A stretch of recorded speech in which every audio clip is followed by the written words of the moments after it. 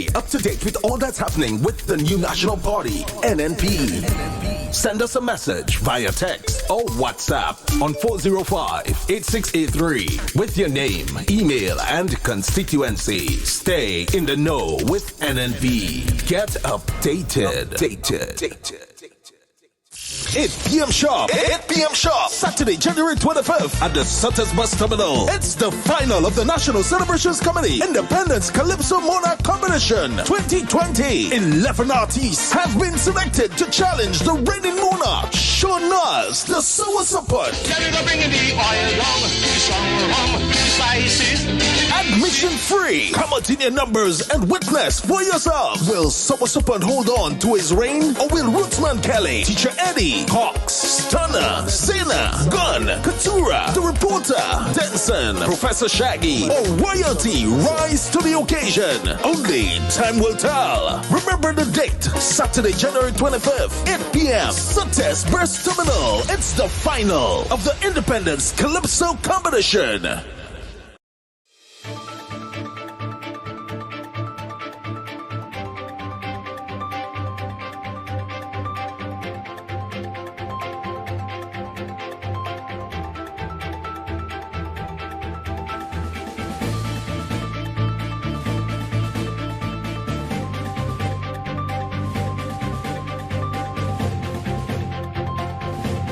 Government gives assurances about well-being of Grenadian students in China amidst concerns about coronavirus. Details of this story and more in the National Report.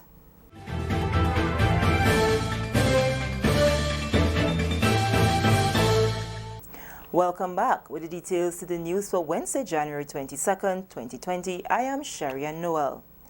The Morris Bishop International Airport was temporarily closed for a short period Wednesday afternoon after an outgoing flight was forced to return for an emergency landing.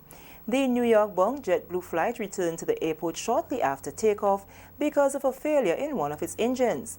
The flight landed without incident and passengers were able to safely disembark.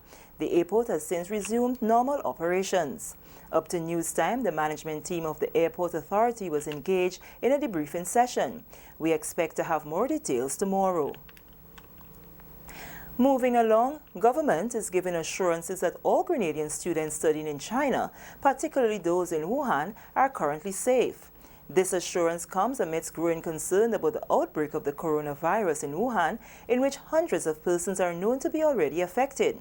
Government assures parents, relatives, friends, and well-wishers of students in China that it has been in communication with Grenada's embassy in the People's Republic of China, as well as the embassy of the People's Republic of China in Grenada. Government further assures that it will maintain dialogue with both embassies to ensure the continued well-being of the students. Prime Minister Dr. The Right Honourable Keith Mitchell was among several senior government officials who met with residents of Molyneux on Tuesday evening to update them on efforts to address the rapid land slippage that is presently affecting a section of the Molyneux Public Road and several homes in the immediate area. Dr. Mitchell urged residents to await the conclusion of the geotechnical studies before drawing conclusions on the cause of the land slippage. The Prime Minister, who is also the parliamentary representative for St. George Northwest, said one of the notable effects of the land slippage is that of the impact on businesses in the area. I know the people who have businesses in the area, they have been affected. The Dragon Bay personnel of the business there, they have lost significant opportunities, and even the shops in the area, right to the area, have lost. It has affected business. It has affected clearly the buses in the area, because busmen are complaining that they are spending a lot more money now on gas and tires and so on, because the by roads clearly are not as firm as the road that we normally use in passing to and fro. So it has inconvenienced a lot of people. Dr. Mitchell said government has identified lands that can possibly be used for the relocation of affected residents. For the residents who are directly affected, some of them have already approached and looking for possible lands for alternative for building.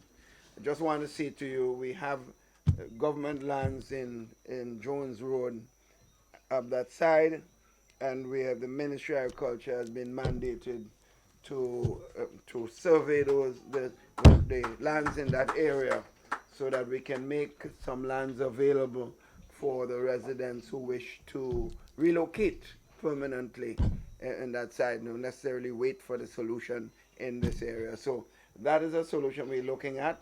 Residents raised the question of compensation, and Dr. Mitchell said it is too early to say what sort of financial assistance government will be able to give, as the first step is securing funding for the massive project that will have to be undertaken at Molineux.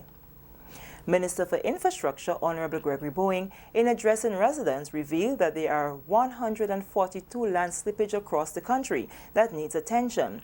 However, the rapid movement of the slippage in Molineux is top priority for his government. We have looked towards the rehabilitation of the bypass roads, as well as in parallel working towards a permanent solution for this road. This one will entail the geotechnical studies. Yes, and this could take quite a while and has to be very detailed, because the problem does not exist along this main road alone. The problem exists from the coastline way up to the top. As a matter of fact, we have been getting reports of some people's homes above that has been affected. So it is a massive project. A new secondary road, he says, will have to be considered. A team from Physical Planning, Minister Bowen says, looked at a plan for identifying the best solutions to the bypass roads, while studies continue to rectify the slippage area. We are looking, like I tell you, to how we will do the roads up there. We might have to cut a new road, and we want to do everything within 3 months, because you see the time frame that this will take to do the geotechnical study. And if we have to build a new road, we have to talk to people in the neighborhood and call in, and it's the Prime Minister's constituency, most of the work will be his. But we're asking you for land.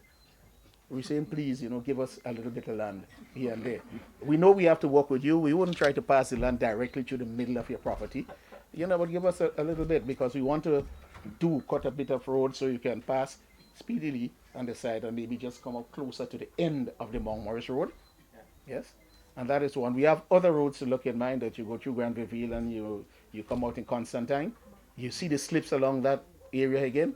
We want to repair that. But even before we repair those, we want to make this, very usable for people. Yes, user friendly, so that they're not frightened. Other officials attending Tuesday's meeting, including Chief Technical Officer in the Ministry of Infrastructure, Naja Andal, along with General Manager of NAWASA, Christopher Husbands, and Mr. Trevor Thompson of the Land Use Division. Geriatric caregiver and other health workers were subject to much-needed training on the topic of dementia over the past 2 days. The training, organized by the Ministry of Social Development, was aimed at educating care workers to enable them to better serve persons affected by dementia. Public Relations Officer in the Ministry of Social Development, Delroy Louison, has the details.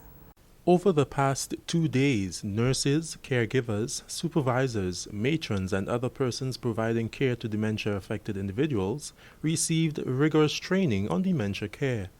Dementia is a broad category of brain diseases that cause a long-term and often gradual decrease in the ability to think and remember, affecting daily functioning. The training took the form of a 2-day workshop organized by the Aging Unit within the Ministry of Social Development, Housing and Community Empowerment. Supervisor for Geriatric Services at the unit, Lydia Thomas, speaks to the significance of such training. Dementia is a growing issue in Grenada, Carriacou, and Petit Martinique. It is not new to us. However, we lack a lot of training. We have seen that we lack a lot of training. And if we are looking to give our older persons quality care, this is one of the things, the areas that we must address. 2 of the participants tells us how the knowledge gained will be used in their fields. Taking back the information would be a very good thing, and I hope to take it back as soon as Thursday, get a meeting and let them know the difficulties we can face in dementia and help in some way to work with it. It have to be passed on, and we'll definitely have to relay that information to our other staff, and even help those who may have maybe issues dealing with dementia. Facilitator and dementia care specialist Gloria Phillips Smith says dementia is a topic which needs to be discussed. We need to bring awareness of what dementia is, how it affects people, and what support networks we need to put in place for people affected by dementia. The training workshop concluded on Wednesday and was held at the National Stadium. For the National Report, I'm Delroy Louzan. This is the National Report. More news after the break. 8 p.m. sharp. 8 p.m. sharp. Saturday, January 25th at the Sutters Bus Terminal. It's the final of the National Celebrations Committee Independence Calypso Monarch Competition 2020. 11 artists have been selected to challenge the reigning monarch, Sean Nas, the Sour Support. Admission free. Come out in your numbers and witness for yourself. Will Sour Support hold on to his reign, or will Rootsman Kelly, Teacher Eddie, Hawks, Stunner, Zena, Gun, Katura, The Reporter, Denson, Professor Shaggy, or Royalty rise to the occasion? Only time will tell. Remember the date, Saturday, January 25th, 8 p.m. Sutters Bus Terminal. It's the final of the Independence Calypso Competition. Welcome back. Given the importance of animal disease control to safeguard global food safety and animal health, and the implementation of international standards for better agricultural practices, the Vet and Livestock Department of the Ministry of Agriculture and Lands will hold a series of animal health outreach clinics throughout the Tri-Island state in 2020. We get more in this report from Mina Booker. Healthy animals are closely related to healthy people and a healthy environment. Monitoring animal health and preventing animal disease outbreaks is vital to the economy and safety of the country. In recognition of this, the Veterinary and Livestock Department of the Ministry of Agriculture and Lands will focus on best practices in prevention and control of priority diseases and animal health through a series of animal health outreach clinics in 2020. Acting Chief Veterinary and Livestock Officer Dr. Kimond Cummings underscores the importance of this drive. The aim of these outreach clinics is really to provide good quality veterinary services to the farmers out there who more or less may not be able to really afford the services. And secondly, we want to ensure that we strengthen the relationship that the ministry has with the farming community. The drive, which will be undertaken island-wide, kicked off with the first animal health outreach clinic at the Woburn Playing Field on Tuesday, 21st January. The Vet and Livestock Department was supported by the officers of the Southern Agricultural District throughout the day, as they offered services such as rabies injections, deworming medication, wound management, hoof trimming, best management tips, and others. Mrs. Yolande Lord Telesford, livestock specialist attached to the Southern Agricultural District, spoke of the importance of hosting the clinic in the Woburn area. What we realize is that in this area we have a lot of people in the community doing tethering, tying the animals. Some have one or two animals, and there are a lot together, and what you can't find is contamination. We went out and for a door-to-door campaign. We talked to the different people, find out what was their problems with the animal and thing, and therefore we saw it fitting to start with the clinic in this area. Yeah, because of the volume of the quantity of animals that you find here. The team also ventured into the surrounding areas to treat and offer support to farmers with more than 5 animals. Farmer Eunice Nelson was able to get all 43 of her livestock treated during the drive on Tuesday. Well, it benefits me greatly in the sense that right now I don't have to buy a lot of medicine. I don't have to think of rabies that much because as the dry season, from time to time you will see mongoose running in and out. So you don't always have to think about the rabies. So it's a great benefit. Dr. Cummings says that the series of clinics gives the department an opportunity to explain the diseases and issues affecting livestock and other animals to farmers and animal owners. It gives you the opportunity to establish what's really on the ground in terms of diseases, and then you're now left with the task of figuring how would you prevent an outbreak, or not just prevent an outbreak, but how would you deal with this particular situation? So prevention and eradication. As we put on the, more and more clinics, we're hoping to expand those numbers. So 200-300 farmers every clinic that we go into. The ministry is investing heavily in those programs because we understand the need, of those farmers, ensuring that they have the technical assistance, bringing the services to them, right? And we understand that not every farmer has the privilege of employing or having the opportunity to call a private practitioner or a private clinician. So it's of critical importance for us to actually bring the service to those farmers. So as we move into doing more and more of those clinics, we're hoping that the outcome in terms of the farmers' numbers would increase. So During the clinic, animals will be given preventative vaccines, treated for internal and external parasites, and in addition, these clinics will provide opportunities to educate and offer advice to owners and farmers of at-home and on-the-farm care, nutrition and behavior. Reporting for the Ministry of Agriculture, I am Mina Booker. And with this, we come to the end of the National Report for Wednesday, January 22nd, 2020. On behalf of the entire news and production team, I am Sherry Noel, thanking you for viewing.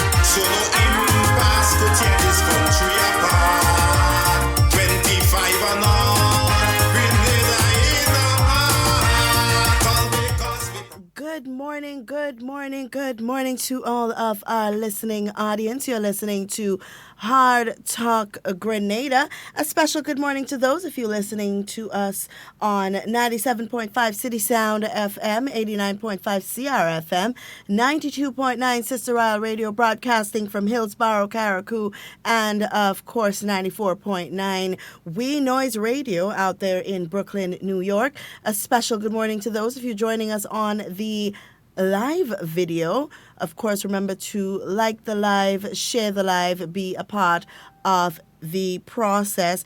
To those of you who had joined us earlier on the live video, we are having a little bit of difficulty, but of course we're going to be back up in a couple minutes, right? We have so much to talk about. We had such an interesting conversation yesterday with the Minister for Trade. And of course, we're going to continue the conversation today. what I do want to encourage us this morning is open line. The number to call is 440-7377 for local calls, 440-7377 for the WhatsApp messages. And of course, if you are in the diaspora, it's 347-329-3101. And the conversation this morning, of course, will be just continuing from yesterday. We're talking about supporting local, buying local, eating local, what we can do to support our local economy.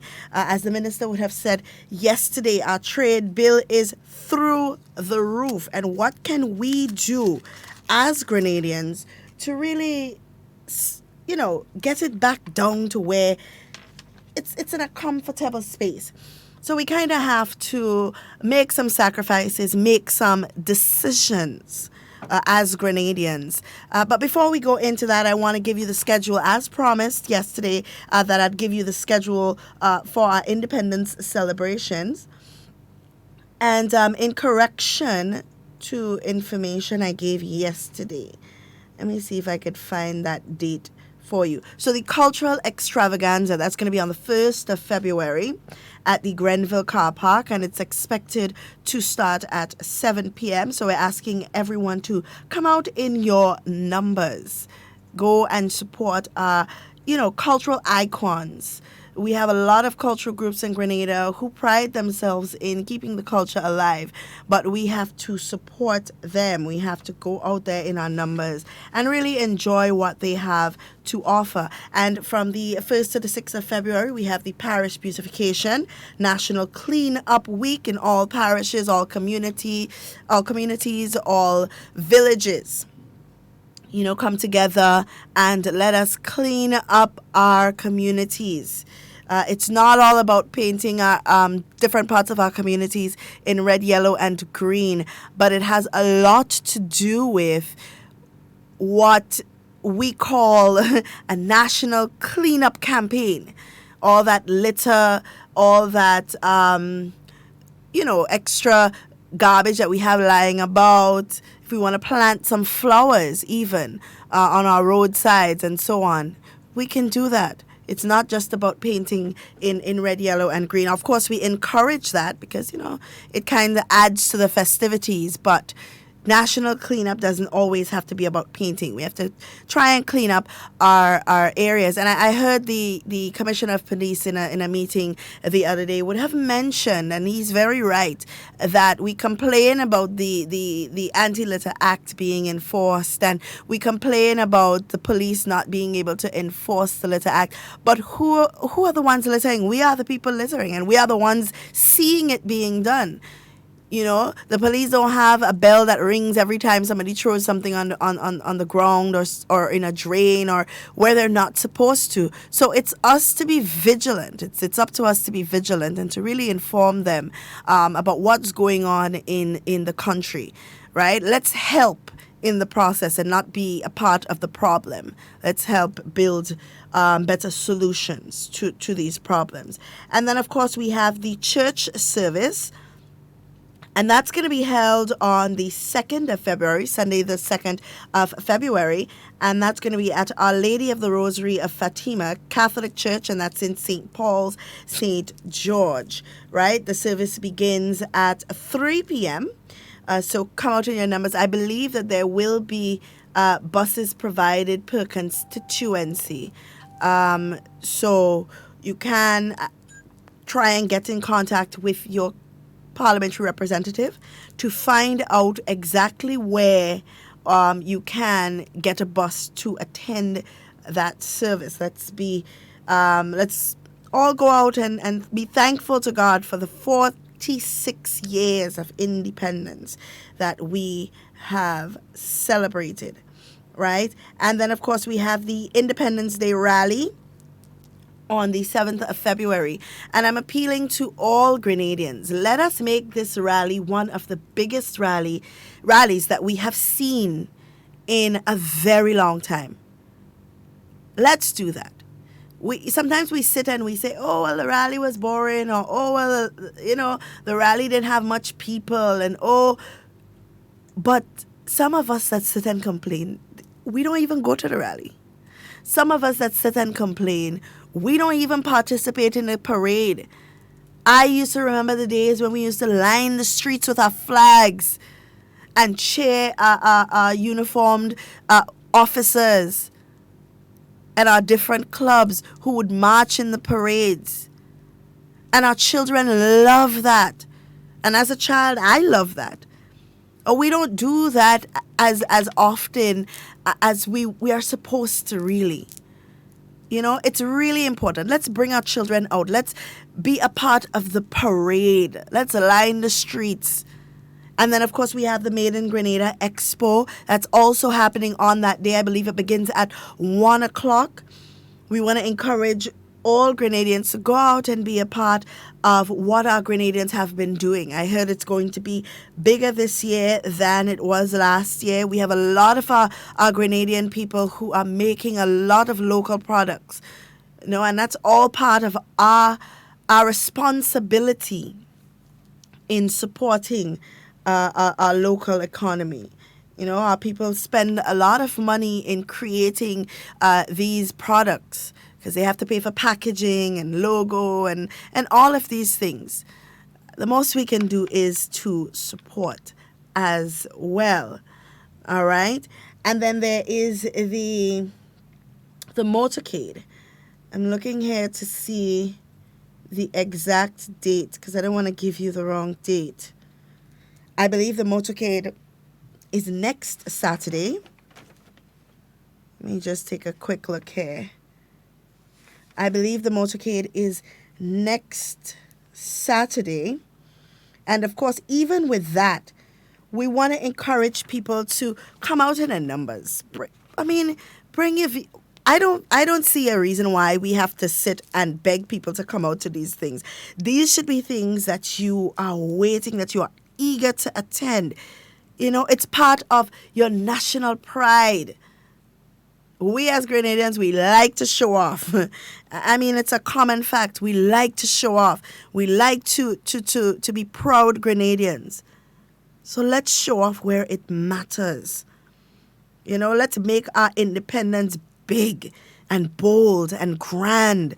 Let's come out in our colors and really enjoy this celebration. So we are appealing to the people, and I'll continue to appeal every day if I have to the people to ensure that we support these events, because it is our independence. We're not supporting, some political activity. It's not that. It is our national independence. That is what we are celebrating. And I asked the question weeks ago, and it'd be nice if somebody can call just to show that you have done your homework. Tell us what you are celebrating, why you are celebrating this independence. What do you have to be thankful for? What do you have to be grateful for? Because it's our celebration. We have to be more proactive in ensuring that these things become a success. Don't not go to the event and afterwards we sit down there saying, oh, well, it wasn't a good event. It wasn't a good event because we did not support it. Let us make independence grand this year. And then we have on Thursday, February the 6th, we have the National Colors Day, of course, where everybody comes out in their national colors. That's where you see the creativity of all of our seamstresses and tailors who, put in the extra work to make these beautiful costumes that we see our children wearing. And even the parents. We really have some parents with some really creative minds who design their children's outfits for these seamstresses to show. So it does show a lot of creativity among our people. So we definitely encourage all of our people out there, dress up in your national colors on the 6th of February. Let's flood the streets and let's ensure that we see the red, green, and gold all over the place. And then, of course, on the 5th and 6th as well, we have our Independence School Treats. When I was going to school, that was one of my favorite days for independence, because as a child, you're real excited. You're getting free food. sometimes oil down. And even as a teacher, we would cook oil long in the school. You have your children bring in different things, the breadfruit, the other provision, the meat, the dumpling, all of that, and we would have a good celebration with our children. These are the memories that you want to instill in your children. You don't want them to forget these things, right? So we definitely want to invite everybody. So the motorcade, as I was saying, it would be on the 25th, which is this Saturday. I don't know, somebody called me yesterday and told me next Saturday, but it's this Saturday. This Saturday, the 25th at 9 a.m. All right, it's an island-wide motorcade. So even if you can't join the motorcade when it starts, it will be passing in your area. So you definitely want to be a part of that.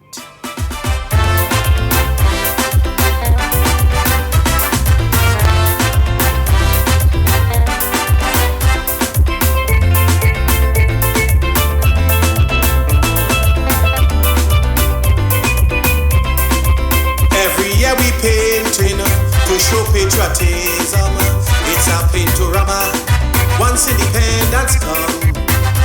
Sadly the paints will wash away some as quickly as the next day. But the things we do and say, these are the pictures that's going to stay. So even if the Prime Minister say hospital workers stiffing chicken boy, don't put that on the painting. I don't like how this thing looking. We can't pass a bill because Grenadians they like reading. Don't put that on the painting. It seems that we're not maturing. And let we paint a picture of a sweet Grenada where the people could reason beyond politics. Our leaders will have respect in each and every aspect. So what they say and do will never leave us transfixed. Let me go bring the oil down, the strong rum, the spices, the beaches, the sapot, the cocoa, while Indian and Veco to make up for all the pain that we waste. Let us create a new portrait of display. I think that's my most favorite song for the independence so far. It's not a new song, but it definitely speaks a lot. Let's paint a new portrait of Grenada. Because recently or in recent times, what we've been doing is painting a portrait of Grenada that is unfavorable. That makes it look as if Grenada is poverty-stricken and that we're seeing so much trouble and that's the portrait that we're painting. But I love this song because it speaks so much to the fact that we are the ones that paint the picture of the Grenada that we want to see. So if we want to see a country that is thriving, a country that is rich, and not just rich in money or has a rich economy, but a rich culture, a people that is full of togetherness and support.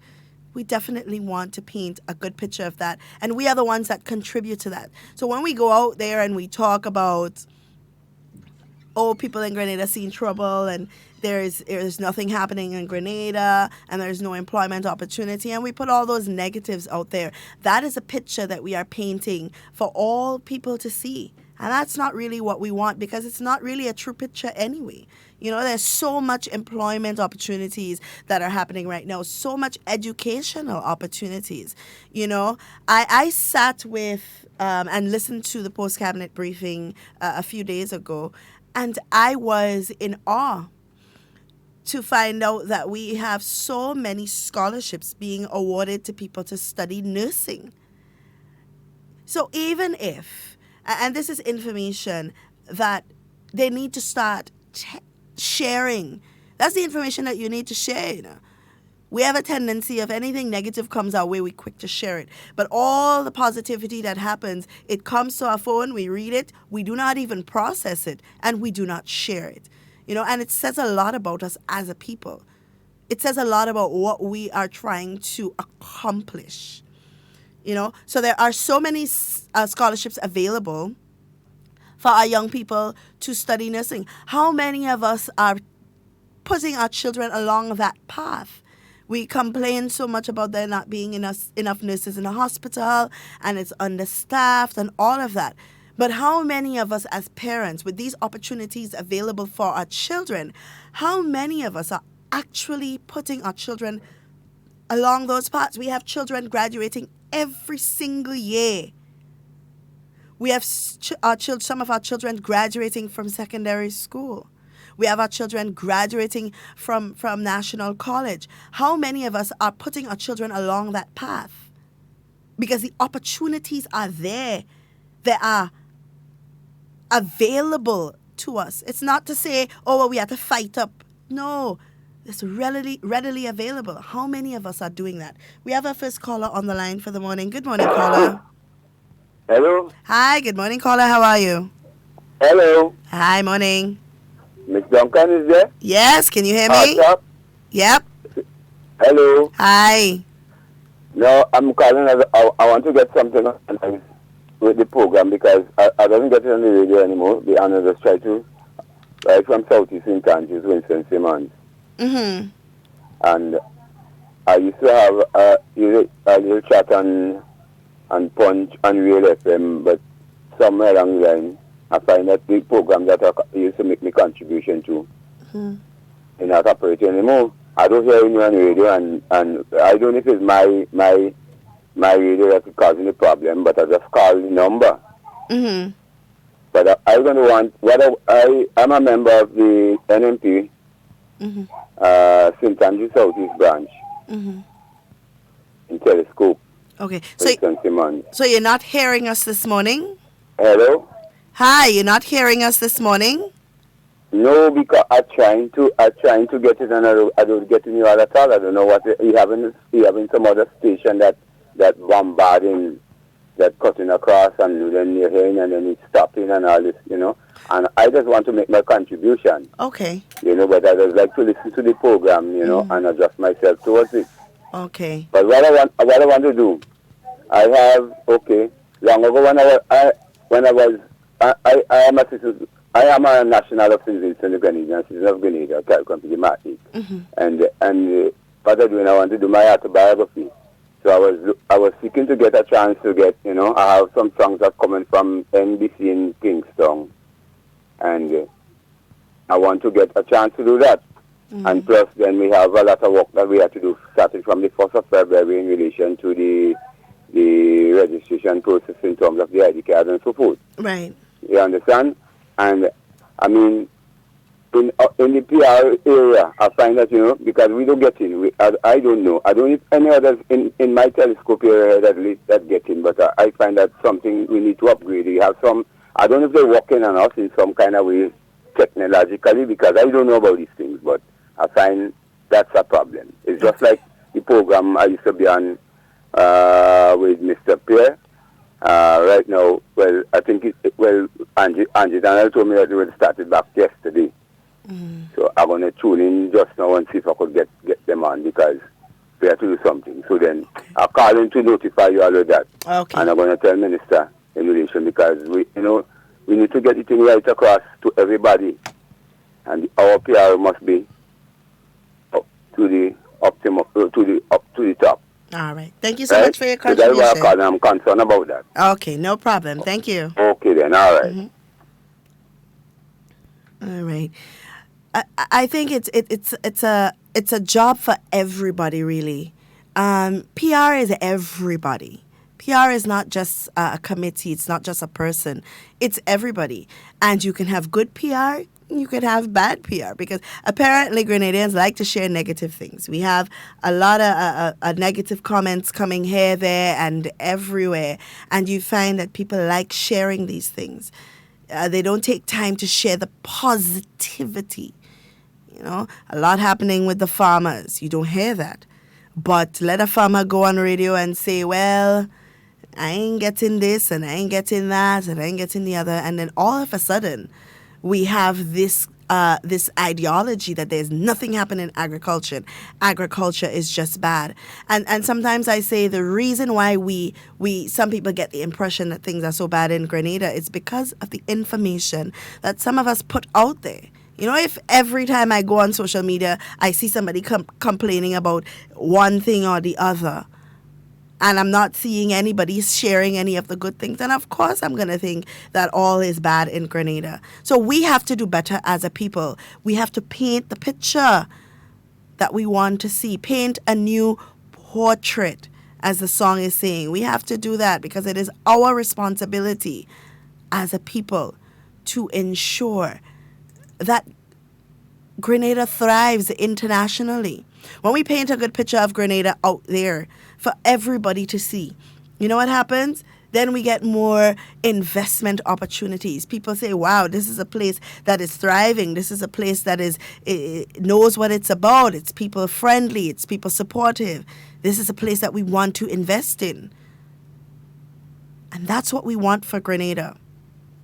Because with more investment comes more job opportunity, comes more money circulating in our economy, comes more infrastructure, and a faster development for our people, for us as Grenadians. So I was saying before the caller called in, we have scholarships available for our nurses to go to St. George's University and get a degree in nursing. And as the minister was saying, the bonds for these scholarships, so for example, the bonds for these scholarships basically last the duration of the course or the program or the degree. So for example, if you're doing an undergraduate degree in, let's say, bachelor's in science, so we have psychology and these things. If you do that, it's 4 years. So your bond will be 4 years. That means your bond is your service to your country. Now, after 4 years, we can't force you to stay, of course. You are free to do whatever. But the point I'm trying to make is, if it takes 4 years for you to study, it takes 4 years for a bond to be completed, then if we have more of our young people going into these courses, taking advantage of the nursing scholarship opportunities that are available, if we have that, then there would always be a cycle of nurses available to replace those who choose to move on, you know. So it's up to us as well.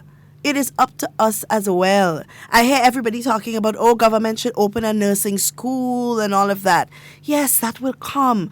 But it's not as if there isn't an opportunity available for us to fix the problem.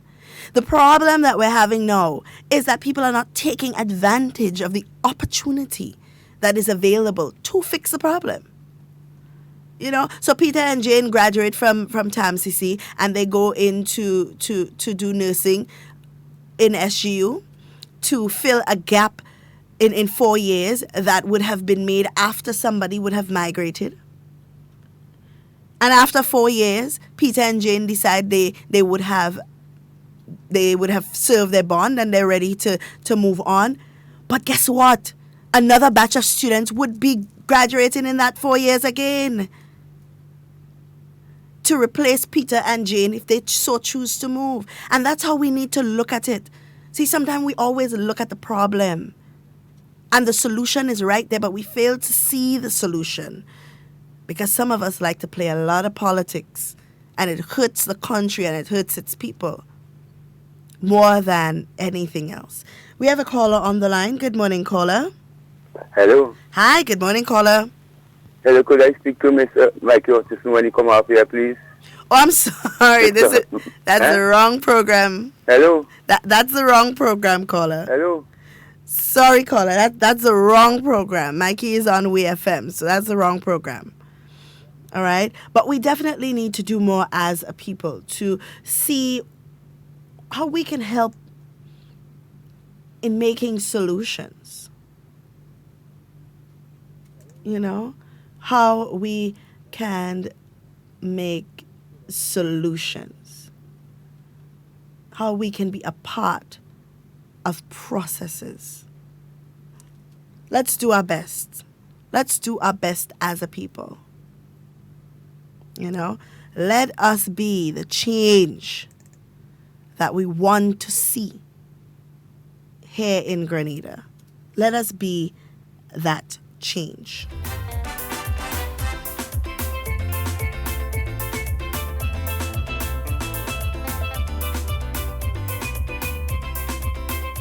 Yeah, we painting to show patriotism.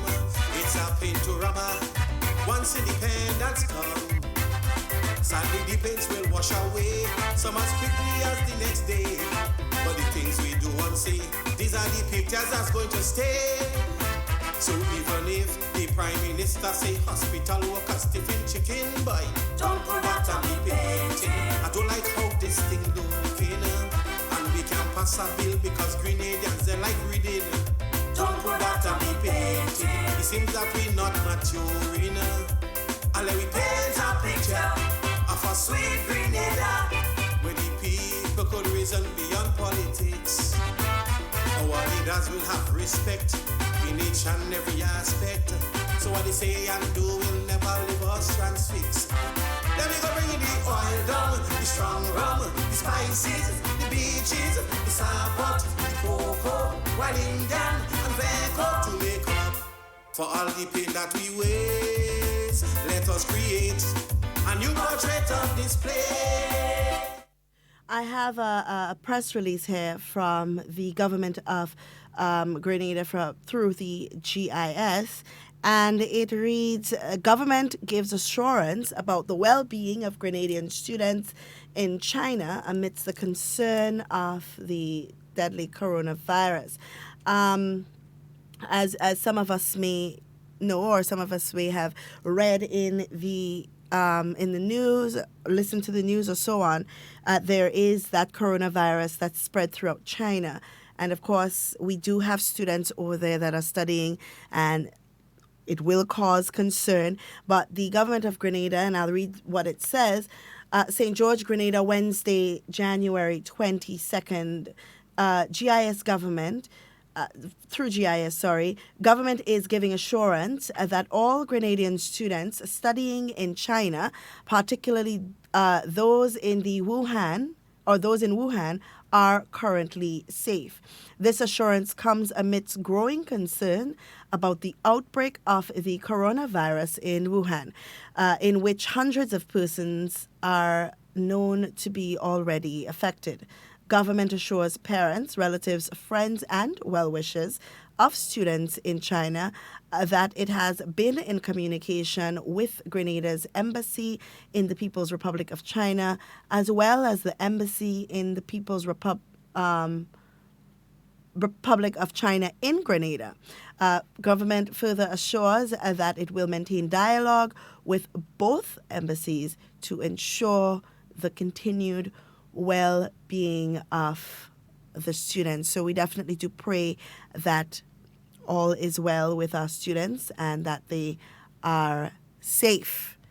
Of course, we never hope for anything like this to happen, but when it does, we must make proactive steps to ensure that our people are safe. And of course, we have another press release here that says Maurice Bishop International Airport to full operations after a plane incident. I know a lot of people were frantic yesterday with the news of an explosion, and sometimes it's how the news travels that gets you a little bit more concerned than you really should be.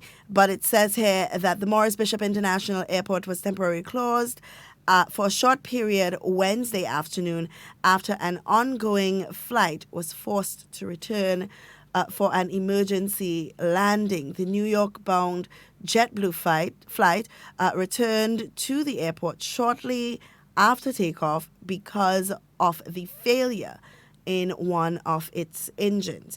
The flight landed without incident and passengers were able to safely disembark.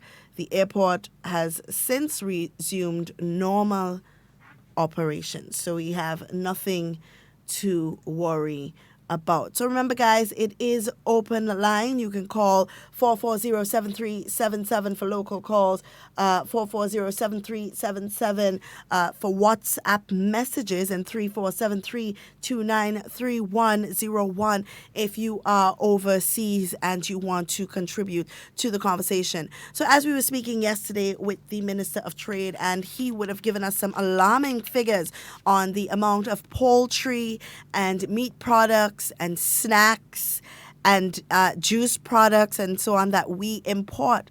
And I mean, it's very concerning because we want to be able to be self-sufficient in a lot of areas. We'll never be 100% self-sufficient in all of our areas, but we want to try as much as possible to be self-sufficient where we can. We have an issue where we have a glut on the market as it relates to eggs and the production of eggs in December of this year.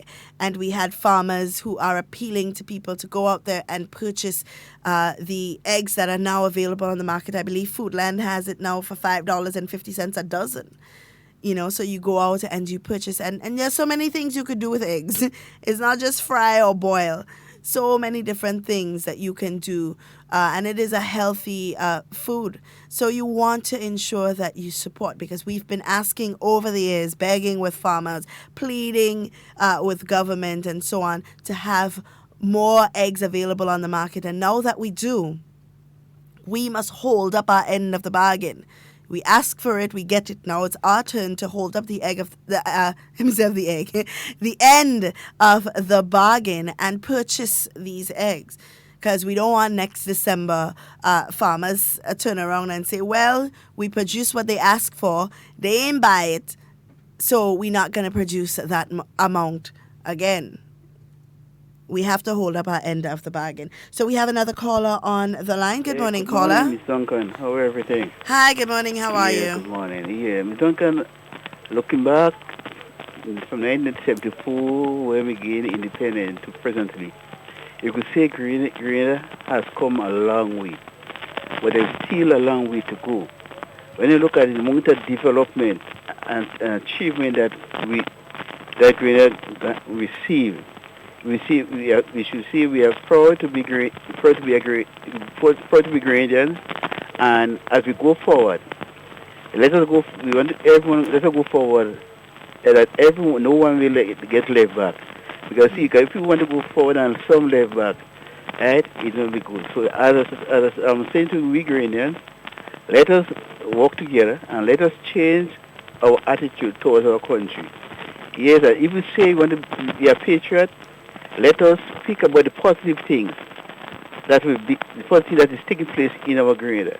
When we speak about the positive things, every one of us benefit. But when we speak about the negative things, even things that don't happen in it, right, it hinders our country. And as Grenadians, and we say we love our country, let us be people that want to see our country develop and bring more development. Every development that came to us, it brings benefit to all, not to some. So I want to say to all Grenadians, let us work together to see that Grenada will be a better place and a happier place. That everyone, even the world, will look at us as a shining example, and they will follow at our footsteps, because Grenada is a shining light. And for we to go forward, we have to work together. We can't leave no one behind. So, Ms. Duncan, you have a wonderful day. God bless you. You too. You too. Thank you so much for your contribution, caller. I always say this, it takes us all to ensure that Grenada moves further. And we'll continue the conversation as it goes along. Please don't be shy. Give us a call. Share with us what's on your mind. Share with us what you're thinking, you know, and how ways in which you can contribute to our country. That's what we like to hear. We hear a lot about the problems. We hear a lot about what you think government is or is not doing. But what we want to hear is what you are doing or what you think can be done. We want solutions. We want suggestions. Not all the time you want to hear about problems.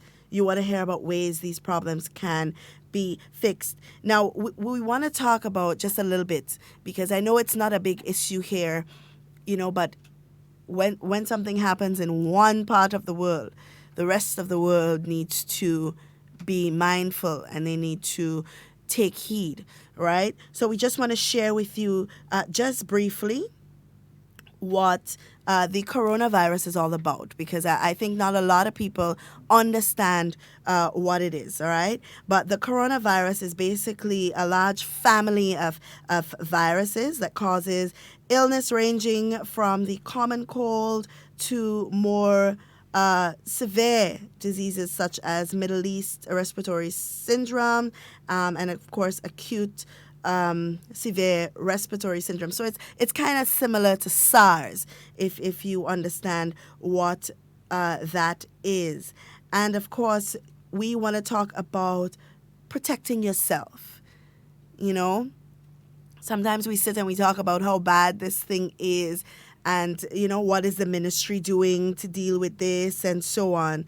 But we want to ensure that we find ways that we can protect ourselves. So, of course, you want to wash your hands after coughing, sneezing, when caring for sick people, before, during, and after you prepare foods, before eating, after using the bathroom, when your hands are dirty, and, of course, when you're handling animals or animal waste.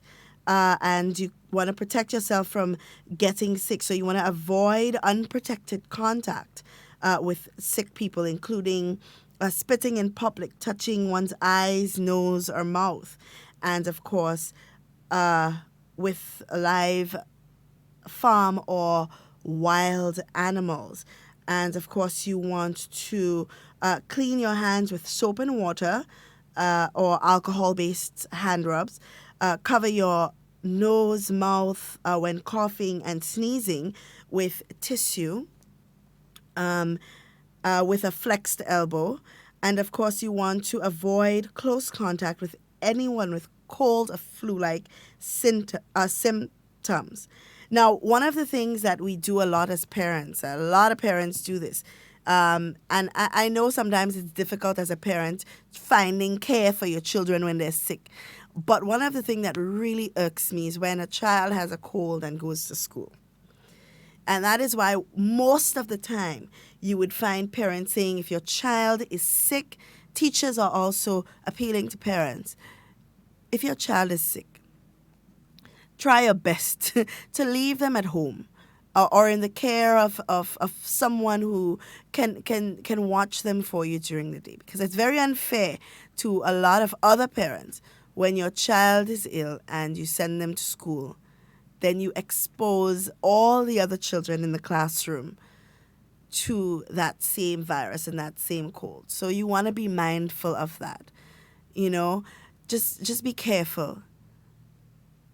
There are incubation periods. There are periods that you can keep your child at home. These are things that we need to be educated on. It's not going to take just me saying it, but I know a lot of people are saying, well, we ain't had no other option. But it's very unfair to a lot of parents when your child is sick and you send them to school. So please, please keep that in mind. We have a WhatsApp comment here saying, good morning, and of course, happy independence to our nation, to all of the people. And I've asked many times, why do we celebrate independence? What is your reason for celebrating independence? Do you know where we've come from? Do you know why we celebrate? What is your reason for celebrating? Is it just another day in the year? Is it just another day in the year for a lot of us? What achievements, what milestones have we made as a country to be grateful? You know, we have to think about that. We definitely do have to think about that. So please feel free to give us a call. The numbers to call are 440-7377 for local calls, 440-7377 if you have a WhatsApp message that you'd like to share, and of course 347-329-3101. We were supposed to have a guest today, a farmer who's going to come and share with us his milestones and his achievements in his years of farming. And what the benefit of tourism is to his craft or his skill as a farmer. And tomorrow, of course, we're going to have another farmer coming in, a younger one, of course, who has a story to tell about his experience in farming. Because, you know, we always say, oh, agriculture needs so much more attention. But you ask the farmers to produce more. Government provides the incentives and the concessions so that they can set up their businesses and they can do more farming. But what are we as a people doing to ensure that we contribute to their achievement? Most people are saying, oh, let them farm so that they can export. But it's not just about exporting the crop. It's about finding a market to export the crop to. Right? But you also have to cover the cost of freighting and shipping and all of these things. So we as a public need to support our local farmers in every way that we can. And of course, it's a healthier choice to support our farmers. We have another caller on the line. Good morning, caller. Hello, good morning. You're very low, Ms. Duncan. Okay, is this better? Yeah, well, not really, but I wonder if you could hear what I'm saying. Yes, I'm hearing. Okay, my concern is there's vehicles that have no number plate light at the night. Mm-hmm. Oh, there's a plane passing. I don't know if you can hear me. Yes, I'm hearing you quite well. My concern, as I say, is the amount of vehicle on the road that has no number plate light at the night. That's a very concern. Mm. Are you hearing me? Yes, I'm hearing you. Okay. Because the reason why I say that, because at the front of the vehicle, it is coming onto you. The light is flashing, and you cannot make out the number plate in the front. But if there is one at the back, you will be able to do that. If something bonks you, you cannot identify who does that. So I would like the police to please have a look at those vehicles that has no number plate light at the night. Thank you. You will respond. Have a good day. You too, caller. Now, I don't believe it's customary for there to be a light at the front of the vehicle for the number plates, because I believe it's made with a reflective material. So as soon as the light from your vehicle catches the number plate, you should be able to see what's written on it, right? But I'm not sure how you're going to address something like that. That means you're asking all vehicle owners to now put a light over their number plates in the front of their vehicle. I'm not sure how they're going to address something like that. But there is supposed to be a light at the back of the vehicle over the number plate. In most vehicles, I should say. You know, but it definitely is a suggestion to take into consideration. Yep, we got to do our part as Grenadians to ensure that we are making Grenada a better place, that we are painting a picture of this country that we want everyone to see, that we want everyone to appreciate, that we want our international partners to look at and say, yes, our monies are well invested and we can make more investment so we can create more job opportunities, you know. And it's not just us as citizens, but it takes the private sector as well, along with the public sector, to build that partnership to make Grenada a better place for all of its people.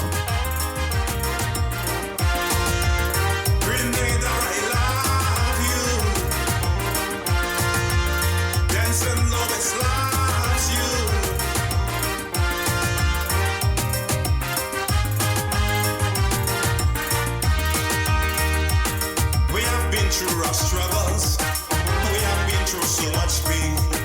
We have been through disasters, both natural and man-made.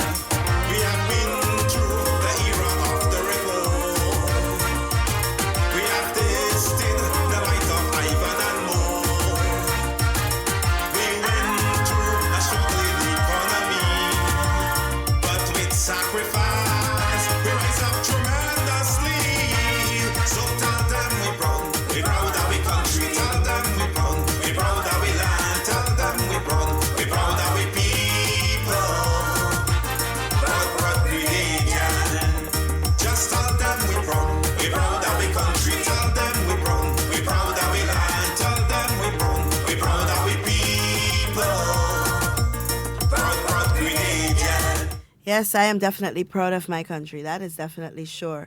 You know, I have a comment here on WhatsApp that says, independence to me is pride of maturity, or pride and maturity and self-governance. And for those of you who don't know what self-governance is, it's basically the ability of a group or an individual, you know, to exercise all the necessary functions of regulation without intervention from an external authority. That's what self-governance is. We have another caller on the line. Good morning, caller.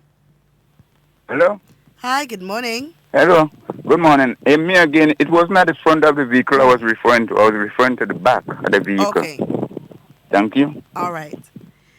Okay. Well, I definitely understand what you're saying, caller, but I still I still find it hard to see how the police are really going to regulate. I mean, if we do have to take into consideration the fact that, and like I said before, it goes in all areas. The police don't have basically a bell or a whistle that goes off in the area that says this vehicle doesn't have light. So it takes all of us. If you see a vehicle that's passing that is supposed to have the necessary things for it to be on the road and it doesn't have it, it's up to you to really report it, eh? And that's all what part of being a Grenadian is, or in any country. You have to help where you can. You have to help where you can. I'm sorry, we were getting a call on the overseas line, and we seem to have missed that, so feel free to call back. We have to help where we can. So, caller, all I can say to you is that if you at any time notice that happening, the person may not even have to hit you for you to report something like that, but you have seen a pending problem and you are part of the solution. You know, you've done what you can as a Grenadian, you've reported it. It's the same with the littering. If you see a truck throwing something where it's not supposed to be, your duty is not to call a radio station and say, well, government ain't doing nothing and the police ain't doing nothing to fix this problem. Your responsibility is to take the number of that truck owner or so on and report that so police can investigate. You know, that's being part of the solution and not adding to the problem. We have another caller on the line. Good morning, caller. Hello? Hi, good morning. Good morning, Miss Duncan. Green man is here. How are you? Happy New Year. Same to you. How and are happy you? Independence. Same to you. So everything good? Everything's good on my end.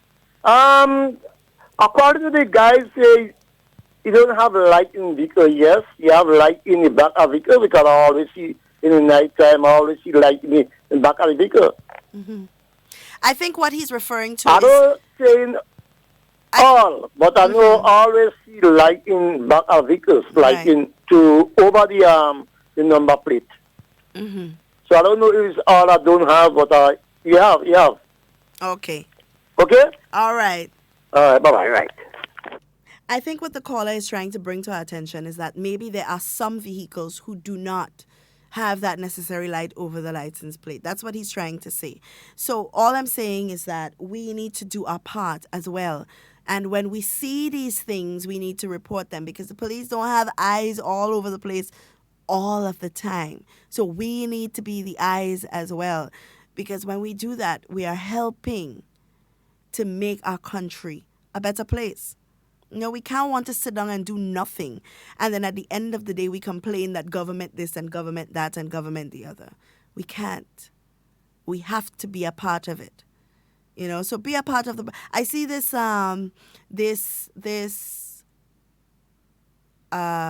what do they call it? A petition. I was lost for words for a moment there. I see a petition going around about the abatement of the Anti-Litter Act and the enforcement of some of the things that government would have put in that act. I think the enforcement of litter wardens and so on. And while we wait for those things to come on stream, and while these things might, yes, assist in solutions and assist in helping the police to enforce this rule, we have to understand that we also must be a part of it, you know, because we want government to hire more people to assist in identifying where people are disposing of litter illegally, right? Just think about it for a moment. So we're asking government to do that. That means there's more monies that need to be spent to pay these people, because they're not going to come and work on a voluntary basis. They're coming, that's a job that's being created for these people. They have a job, they have to be paid. So that's more monies that will be spent in that area, right? And while it's an area that needs a lot of attention, it is also an area that we, the people of Grenada, can assist in, you know. We had to try to cut costs where we can. So if you can assist government, or you can assist the RGPF in identifying areas of problem, being part of the solution, reporting things that need reporting. And I heard the RGPF, the acting commissioner, would have mentioned in a meeting that you don't just, criminals, they always use these words, that you are a snitch, or a tattletale, They use these things to keep the communities silent, But if you are being a snitch for the betterment of your community, then so be it. Because it's only a matter of time until they get around to you. So you have to be a part of the solution. We have a lot of cases of young children being abused, and the police is asking that when you see strange things, report it. Report it. Sometimes we see young girls in compromising positions, and some of us, instead of putting our foot down and being a part of the solution, we turn around and say, oh, well, she bad, or he bad, or that child no good, or that child has no future. And we do it. This is fact. So sometimes we are adding to the problem, but we are not being a part of the solution. We have to try our best to be a part of the solution. Find ways in which we can help. There's so many areas that we can help in, especially with the RGPF. Sometimes we create problems and then still turn around and say that the government not doing their job, or that the police not doing their job, and we are the ones creating the problems. So we definitely have to do better as a people. We're going to take a short break, and then we will be back with more conversation on what we can do as Grenadians to better assist in building Grenada, making Grenada a better place, and painting a picture of Grenada that we would like to see. Morning and welcome to our program, brought to you by the Grenada Solid Waste Management Authority. Before we begin this morning's presentation, this message. To the residents of Toko Bay and surrounding communities currently affected by the road closure at Pedmota, you are hereby notified that due to the current road closure, effective Thursday the 23rd of January, garbage collection service will now be provided from 5 a.m. on Mondays and Thursdays. This change is necessary to facilitate the new traffic arrangements and ensure a smooth flow of traffic during early morning rush. Residents, you are asked to please ensure your garbage is out in tied bags or covered bins in time for the collection service, which will now begin from 5 a.m. Thank you. For any questions or concerns, feel free to contact the Grenada Solid Waste Management Authority on 444-2019. Now for today's presentation. Today we conclude our discussion with Mr. Richard Beadle, Communications Specialist Consultant with the World Bank, who is currently working with the Ministry of Climate Resilience on the implementation of the ban on single-use handle plastic bags. With under 10 days remaining in the countdown to plastic-free shopping here in Grenada, Mr. Beadle shares with us how the ban on single-use handle plastic bags can positively impact the country. There are 7 islands in the Caribbean, including Grenada, that early this year, the first couple of months, are banning single-use plastics in various ways. There are some islands who have only responded after they've gotten into dire straits. I'm glad that Grenada is not at the point where visitors come and go on Grandlands Beach and they're swimming and their arms and legs are entangled with plastic bags. That's happened in some other Caribbean islands, not too very far from us. Or, different type of pollutants are just found strewn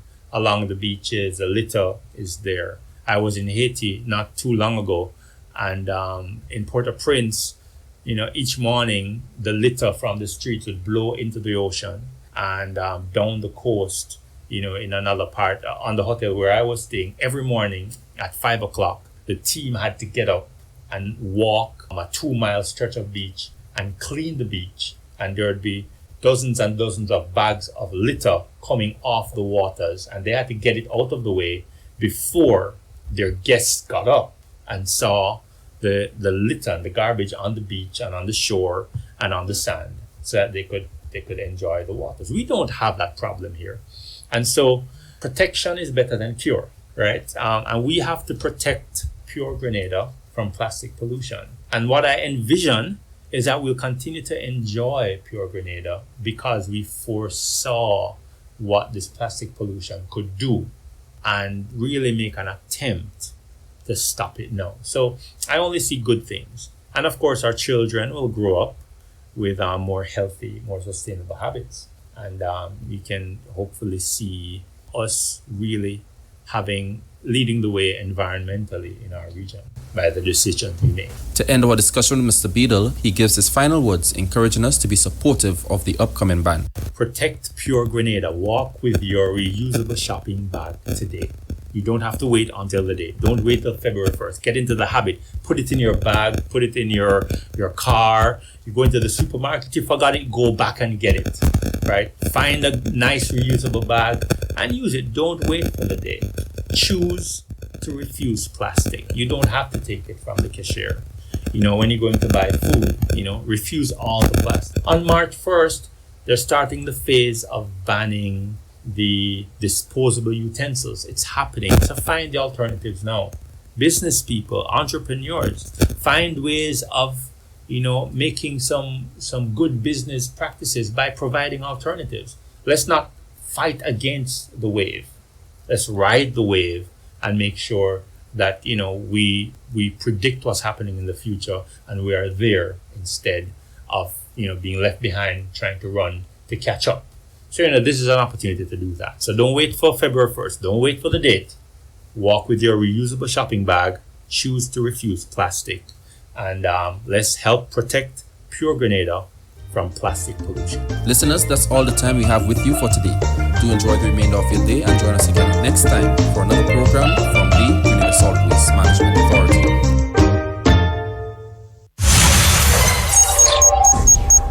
You're listening to Hard Talk Grenada via www.hardtalkgrenada.com. 8 p.m. sharp. 8 p.m. sharp. Saturday, January 25th at the Sutters Bus Terminal. It's the final of the National Celebrations Committee Independence Calypso Monarch Competition 2020. 11 artists have been selected to challenge the reigning monarch, Show Nas, the Sour Support. Admission free. Come out in your numbers and witness for yourself. Will Sour Support hold on to his reign, or will Rootsman Kelly, Teacher Eddie, Hawks, Stunner, Zena, Gun, Katura, The Reporter, Denson, Professor Shaggy, or Royalty rise to the occasion? Only time will tell. Remember the date, Saturday, January 25th, 8 p.m. Sutters Bus Terminal. It's the final of the Independence Calypso Competition.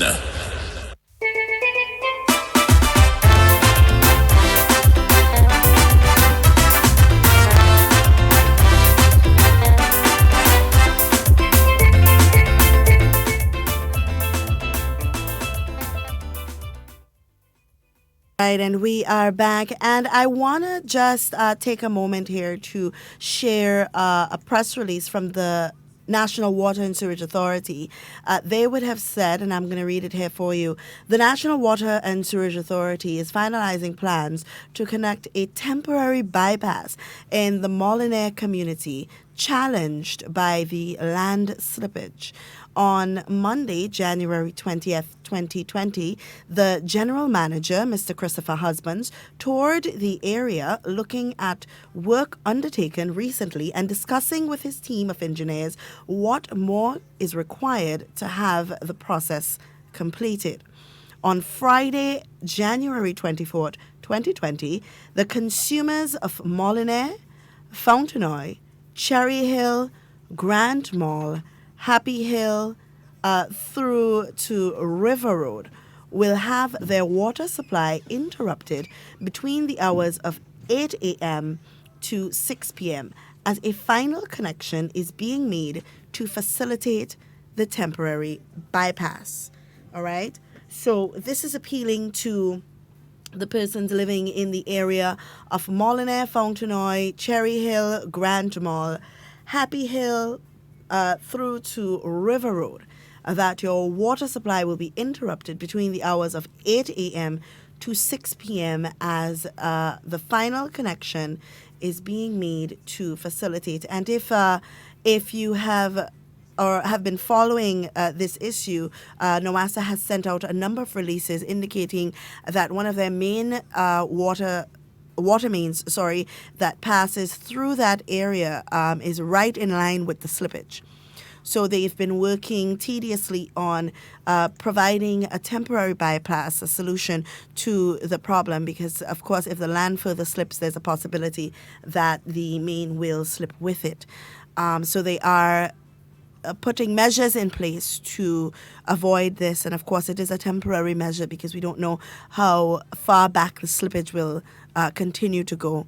And until, of course, we can find out what's happening under there and, of course, figure out a solution, then we have to do what is necessary, like they say, ban we belly, to ensure that the issue is resolved. And NOASA has been very vocal. They would have recently had a meeting with the persons in the area of Molineux that will be affected by the bypass and by the slippage as well, to further explain to them what is really taking place and what measures they have been taking. So please keep that in mind. Remember, the NOASA always advises that you want to store at minimum. And I think that's where people get a bit confused. NOASA is not saying maximum 3 days of water to store. They say minimum, which means that at least the least amount of days that you should store water for is 3, right? Which means that water can be turned off for 4 or 5 days. You know, after the third day, you want to complain. Well, no, as I say, store water for 3 days. They said at least, which means at minimum. I always say, listen to understand. And then we complain. At minimum, 3 days. So for the people in that area, be smart, because they have advised that people in that area should store water for at least 1 week. All right? So at least 1 week. So you want to understand the situation that NOASA is being placed in at this time, and you want to be mindful and store enough water for you and your family in the event that this is more than we expect it to be. All right? And of course, I've been seeing NOASA does have a very active Facebook page. For those of you out there, subscribe to their page so that you know what is happening. They do put out notices in advance for areas where they have scheduled water shutoffs. And in the event that there is an unscheduled one, then they still do advise. So you want to subscribe to their page so at least you are updated. I'm hoping that sometime next week we can get a representative from NOASA in here who can explain to us, because we have been seeing a lot of scheduled shutoffs recently in the different parishes, and they would best be able to explain further what is happening, the reason for these shortages, and of course, you know, what we can do to really help with the process. You know, what we can do to really help with the process. I know they do have a WhatsApp number actually to report broken pipes in your area. So sometimes we sit there and we don't say anything, and then a lot of water is wasted, and then we have issues where you're getting dirty water in your pipe, yes, but sometimes it's not always NOASA, because remember, if you have a broken pipe and NOASA shuts it off to fix it, you have to expect that a little bit of dirt is going to get into the line. Let's leave room for that. So sometimes we go off on NOASA because we feel that, oh, NOASA giving us dirty water, but sometimes that's not all the case. So we have to look at everything. We have to look at objectively. So their number is 459-6064. 459-6064, and you can send a WhatsApp to that number to report any breaks in any lines or so on that you may have observed over a period of time, and you want to let them know, because sometimes I just see some kind of things happening, eh? Sometimes even we ourselves cause a break in the pipe and we ain't reporting it, but we definitely have to play our part as Grenadians to ensure that Grenada is a better place. All right. I do see another notice here from NOASA. They were on GBN to the point this morning. So those of you who have access to Facebook, you can go on GBN's page. They usually post the recording there, and you can listen to what they are saying as it relates to a lot of the shortages. They're expected to talk about the challenge with the water supply in Molineux. Of course, we know that there is a new tariff on water, so they're talking about that. And of course, the prediction for the dry season. Remember, we are expecting another drought. Sometimes we don't feel the effect of the drought as much as a lot of the other countries, because NOASA puts a lot of measures in place to ensure that we are not totally affected by it. But when we have places like Barbados and so on with no natural running water, and they have to depend a lot on the rain supply and desalination plants and so on, and they don't get that rain, they really feel the blunt of it. So sometimes we have to count our blessings. Sometimes we can get water for 2 days and then we cussing NOASA. But NOASA always says put 3 days minimum, at least. All right? So 3 days minimum. That's the amount of water that you are supposed to store. Minimum. And I can't stress that enough, because I know with the dry season upon us, we're going to start hearing people complaining about, well, no, as I said, store for 3 days. And then afterwards, you feel bad because it's a minimum of 3 days. So if you want to store for a week or 2 weeks or 3 weeks, then do that. But minimum of 3 days. So we got a lot going on. Remember, it is open line. You can contribute to the conversation. 440-7377 for local calls. 440-7377 if you have a WhatsApp contribution. And of course, 347-329-3101. We have a caller on the line. Good morning, caller. Hello, caller. Good morning. Good morning, Miss Duncan. Good morning. And good morning to your listening audience. Why you do so far away from listening to the other callers? I know you are hearing me very loud and clear. Yes, I am. Now, Miss Duncan, we have NOASA. You know something? We really have to work with NOASA, because there is no question in my mind that NOASA has done an excellent job since coming into being, despite the fact of the challenges they face. And I'm saying that because, when you look at the islands that surround the Grenada, the part of the world region we are part of, do you know that when in Grenada here, when we turn on the tap and we don't get no water, we get upset, Whereas in many places, when they turn on the tap and they get water, they get excited. And the reason why is because we take these things for granted. Yeah. Now, WhatsApp tells us every day that you should have X amount of days of water stored. Do you know the majority of us in this country don't do that? Mm-hmm. And when we turn on the tap, and in the space of 8 or 10 hours, we don't get no water, then Nawasa becomes the worst entity. Yeah. But I can tell you, Nawasa has done a very good job since they come into being. And we have to be prepared to work with them. Now, Ms. Duncan, earlier on was an issue of talking about vehicles with no lights and things like that. But listen to this. Vehicles with no bumper plate light is very common in Grenada. Defective brake lights is very common. Loud motorcycles. Ms. Duncan, there is no way you can get your vehicle passed in that kind of condition. Right. So the point is, when they are on the road, I don't know why they are not being stopped, and dealt with. Now, the other thing that I hope the commissioner and the upper echelon in the police force is listening this morning, and especially the upper echelon in the Grenville police station and the gentleman who is in charge of the Eastern Division.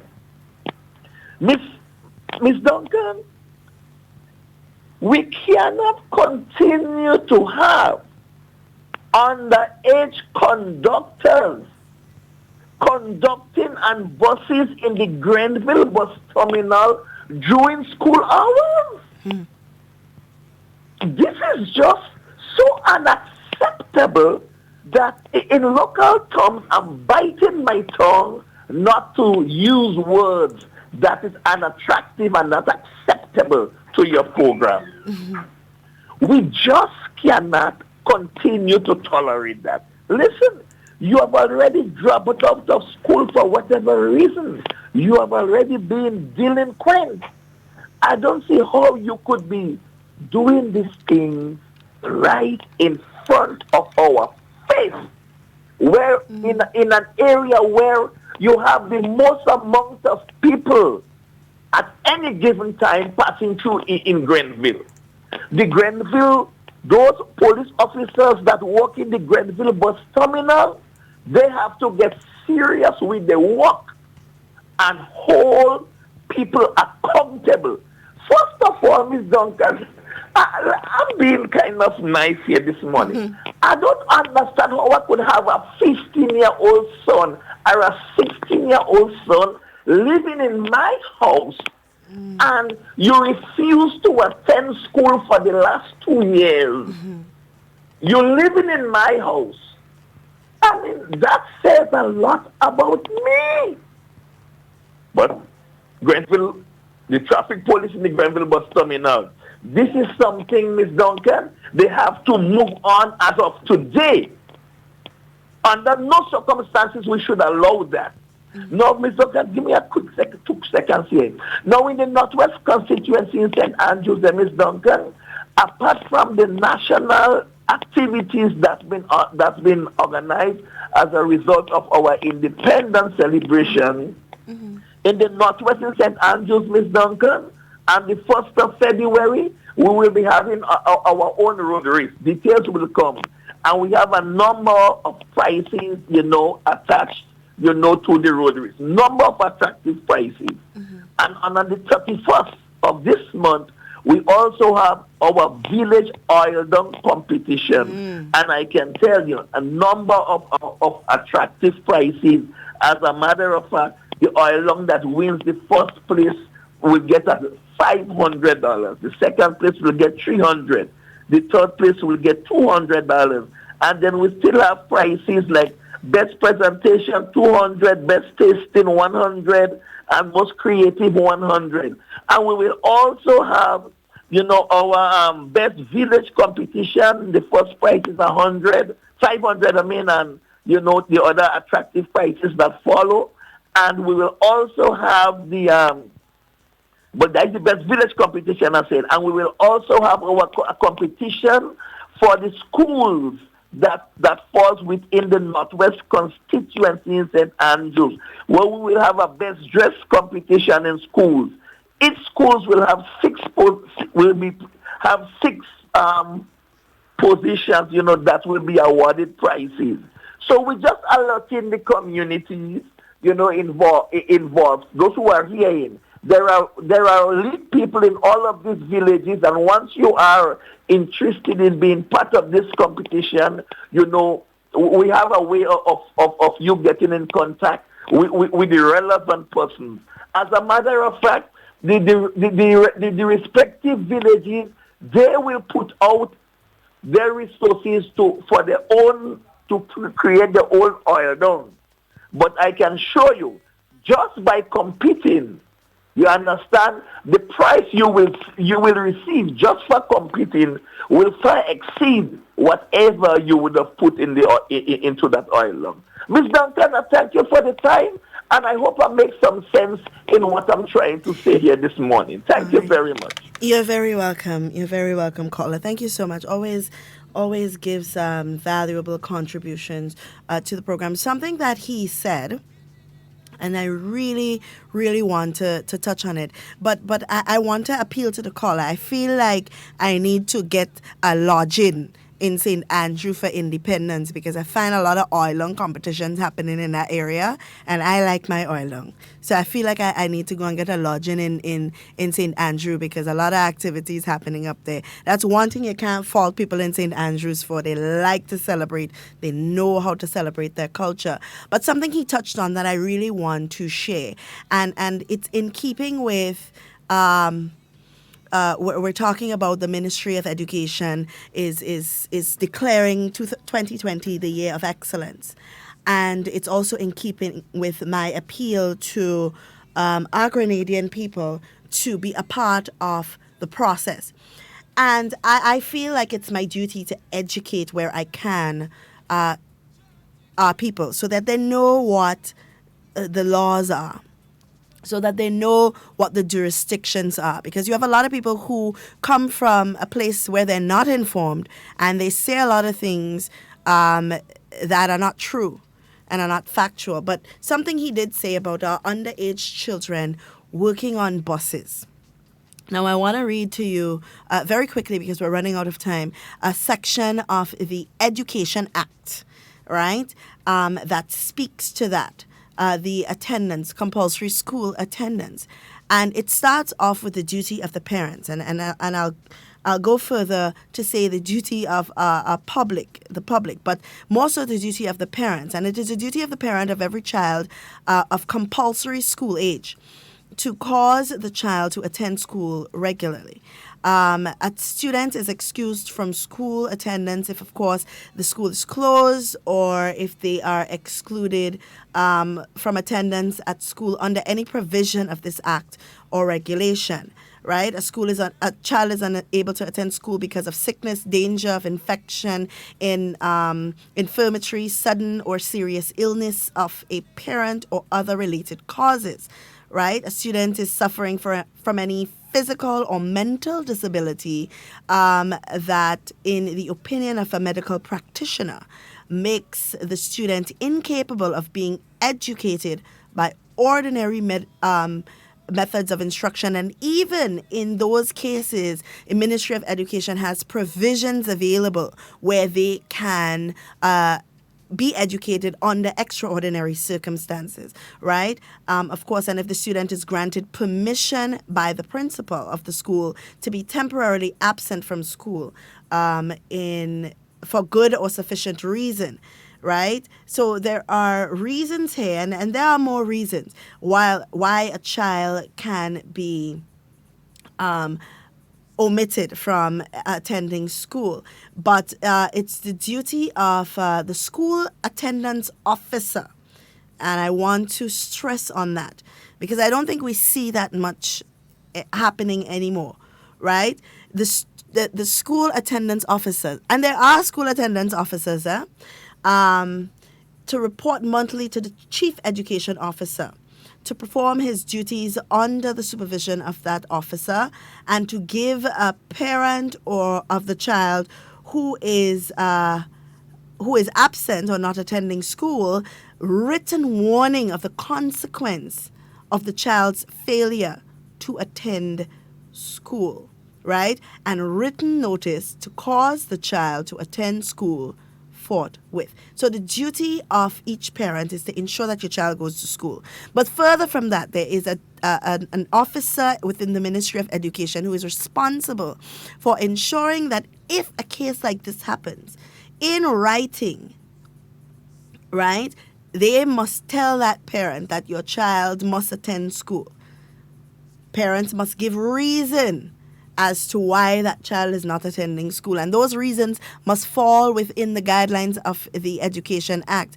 But also it gives power to that officer, right, to stop and question the child who appears to be of compulsory school age, but who is not attending school, to ask them his or her name, age, and place of residence, the identity and parents, the identity of his or her parents, the school of which he or she is registered, and the reason for his or her absence from school, right? And any other relevant matters related to that.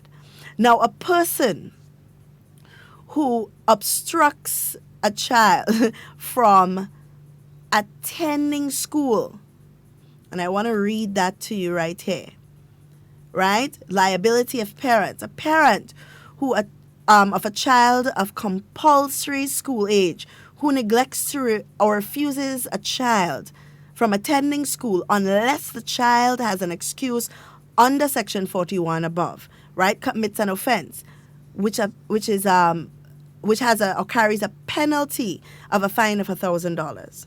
All right. The court may, instead of imposing a fine, require the person convicted of the offense under that subsection to enter into a bond not exceeding $1,000 with one or more sureties to be approved by the court on condition that the person will, after the expiration of 5 days, cause the child to attend school. All right. And of course, a person who employs a child of school age during the school hours commits an offense as well that carries a penalty of $2,000. So I want to remind you that parents who keep their children of school age out of school can be charged a fine of $1,000. And to the persons employing these children who are supposed to be in school at that time, that also carries a fine of $2,000. So keep that in mind. And that is where we as a people need to pull up our socks. Because if you as an individual see a child that is supposed to be in school, working within school hours, and you know it's not vacation, you know school not on holiday, you know there's no celebration or anything happening in which a child is supposed to be at school, then it is your duty to contact the Ministry of Education and let that officer investigate, or to contact a police officer and let that officer investigate. So at the end of the day, when we complain about these things happening, when we complain about the RGPF, we can say that I have called 5, 6, 7 times and I have spoken to XYZ about this issue and nothing is being done. You get where I'm coming from, you know? So we don't say, and I'm not saying that the caller hasn't done it, and that's not what I'm saying. I'm saying that we as a people need to ensure that these things are done. You understand? So there are penalties affixed to these things happening. You see a child that's conducting on a bus 15 years old, and no child at the age of 13, 14, 15 has the legal authority to drop out of school. They are not their own person. Somebody must be responsible for that child. So they don't have the legal authority to say, well, I'm dropping out of school. You know, and that is where we come in as a people to find solutions. And I spoke about this before. Sometimes we contribute more to the problem than the solution, because you see a child in your community and your constituency and your village that is not attending school, you know, that is having problems. We don't know what's going on in that child's head, but sometimes we contribute to the problem by saying, oh, this child is a bad child, or this child is never going to be anything good, or we contribute instead of finding a way to get through to that child. It may not have to be us directly, but we have social services, we have the RGPF, we have the Ministry of Education, we have church groups that can intervene on your behalf. And all that needs to happen is a report needs to be made. And sometimes we think we make one report and that is enough. But sometimes if we care enough, we'll be persistent in our actions to ensure that the nation's children are well taken care of. And some teachers, sometimes we see a child missing from school first day, second day, third day, and because you know the child giving us such a trouble, it's a burden off your shoulder. But it's your responsibility as well as a teacher to say, listen, this child is not coming to school. What can be done? What are our options? Who do we call? How do we address it? Find out what's going on in that child's mind. Because as a teacher, sometimes you have to be the counselor, the parent, the doctor, the police, everything in one to try and figure out what's going on. I think sometimes we lack a lot of compassion as a people. We turn a blind eye to a lot of things that are happening within our country that we need to be more active in. I don't see people having community. I remember when I was growing up, my mother had a community group for young people. It wasn't something that, that was a part of any organization or anything, but just a community group where you give children an opportunity to come together, to talk about their problems, to coexist, to have fun together. And I used to enjoy it. And a lot of the other children that were there enjoyed it. We used to have activities, and you don't see these things happening anymore. These days, everything is government. What is the government doing for the youth? What is the government doing for the community? But what are we doing? What is the Ministry of Sports doing for sports in the community? That's what we ask. But the problem is not that. The problem is, what are we doing? We have so many retired, qualified sportsmen and women. Why can't you form a cooperative and open up a club so that children within the communities and surrounding neighborhoods can come and have something constructive to do in the afternoon instead of getting themselves into useless trouble? We can't want to come down on government. We can't want to come down on the ministries and ministers if we have the capability of doing something better and we've done nothing. They always say when you point one finger, you had three fingers pointing right back at you. What are we doing? And that's why we need to assess ourselves and see what can I do to contribute to making the place I live a better place. Let's do what we can. So remember our activities for the independence. We have a lot of things coming up. This Saturday we have the motorcade. We want to encourage each and every single person to come out in your numbers and be a part of these things. We have a caller on the line, and that's going to be our last call for the morning. Good morning, caller. Miss Duncan? Hi, good morning. You on the program still? Yes, Miss Cammy. We play now, okay. Well, I'm home and I thought that we play. No. Good day to Grenadians. Home and abroad. Oh, Miss Cammy, we seem to be losing you. And all these guys in America and in England, my friends are there. I'm just saying hello and hi to y'all. I don't work today because I'm not feeling so well. But I still want to run.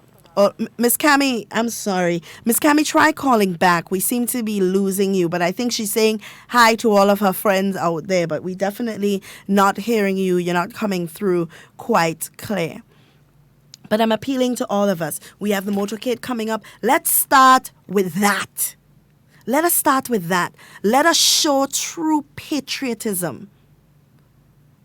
Instead of sitting behind our keyboards and behind Facebook and behind WhatsApp and doing all of that, let us show what we speak of.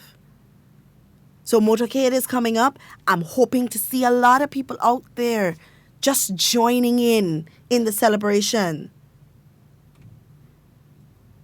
Let us be a part. All right, we have Miss Cammy calling back. Let's give her that call. Good morning, Miss Cammy. I come back in. Right, we hearing you now, loud and clear. Yes, well, I say hi to all my friends. I hear you clearly, yeah?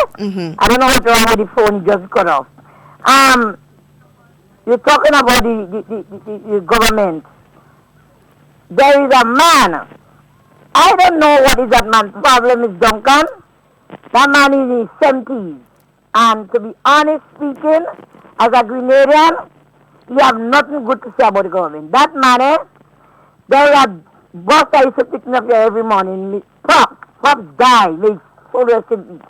And that man used to be on Pops bus every morning. And Miss Duncan, I am 63 years of age and I have no reason to tell a lie. Because people listening and God is listening too. That man that used to harass me since the days of Pops. Because I used to travel with Pops bus. And that man, every time he see me, he's about Kit Mitchell, and he had the worst thing to say about the Prime Minister and about Peter. Right? Yeah, day before, I got up, I say my praise, I pray for the nation, and I go down to my local shop. And I was so calm for the day. Everybody, Miss Cammy, what do you? I say nothing. And up come that man around 4:30 that evening, Miss Duncan. And the man just started to curse me about Kit Mitchell and Peter and everything. And I would like him to stop, Miss Duncan. I would really like him to stop because it's years he harassing me. And he's not even far from the Prime Minister. Every time you see me, you have something to say bad about the Prime Minister. What I realize in Grenada, Miss Duncan, a lot of us as Grenadians have no respect for the office the Prime Minister holds in this country. Even if you don't like him, but the kind of things that are saying public about him. It is so sad. And I watched the news last night, and I saw the same man in morning because the Prime Minister had a meeting with the people in the area there. And he stand up. That is the same man. Anybody is watching the news over the weekend talking about water. I don't rest and peace with him. I would like him to stop. And I think those in authority, when people like me and others disrespect a minister, they must do something. Then we pay some fine. Because, I mean, we live in a democratic country, yes, but everything is about kids and the dirty things. Even here some radio hosts, they have no respect. The world listening. We're living in a world with technology. People listening to you all over the world. And you have nothing to say good about your own Prime Minister. I was speaking, Miss Duncan, this morning to one of the workers that working up here. And he was telling me, Miss Cammy, 3-story buildings. He said down to the windows and all these honoring. These are the things, these people that have dirty things to say, must take a ride. Come to Busheju, go up there, take pictures of what's going on, and post it on Facebook. And tell people, well, I don't like Kit Mitchell, you know. I don't like Kit Mitchell. I don't like the government. But look how they're doing. It will not be big shot people that come and live up there. It will be poor people by be getting that nice apartment up there. You understand? Yeah. Miss Duncan, you there? Yeah, I'm hearing you. These are the people, poor people are going to get a nice apartment. The Chinese are working day and night. Day and night. You understand? So these are the things I want to send a message to him. Take a ride, come up because you have buses going right up there and have a look of the work that under this NFP government, what is doing for Grenadians. Poor people going to get these apartments. People in Nansapin will not sell the house and come and live up here. It will be poor people that will be getting, going and living in 3-story building. Yeah. Okay? Yep. So I want to say, it's time they stop and have some respect for those in authority. The Bible talk about that. We must have respect for those in authority. Yep. I myself too. I'm not living up myself. Right? It's time And I'm tired of people coming on the bus terminal. They're sending them Miss Duncan. You have people that send them to provoke me there and tell me how kind of hurtful thing. I have feelings. Blood runs through my veins. And everything about teeth and pizza and dirty things. And you have people that stand up there and listen to them harass me. You understand? And it's not nice. It's not healthy. Have a blessed day, Miss Duncan, and everybody who's listening to Miss Cammy. And the trainer that's put on bus, anybody here listening, them busmen, let them take the bus today because I'm not deputy. All right. Okay? Have a good evening. You too, See Miss you on in Cammy. Canada. And everybody, Mr. Watts, everybody. Have a blessed day, Grenada. Nice today. Bye. All right. Thank you so much for your contribution, Miss Cammy. And she's so right. We have to have a lot more respect for our nation leaders. You may not like, you may not agree, but you definitely got to respect. And I listened to a radio program just the other day of an individual just disrespecting, lambasting and calling all kind of hurtful names to a senior woman in society. And I was appalled, and I am more disappointed in the people who call that program and support it and know of all of the disrespect and abuse that goes on that particular radio program. We all know what it is. We all know whom it is. And we all know which political side it represents. And that is the people that want to represent us. You just can't walk. Guys, we are definitely out of time. But in whatever you say and whatever you do, remember to be safe, remember to be secure. We always want to be talking with you and never about you. Enjoy the remainder of your day.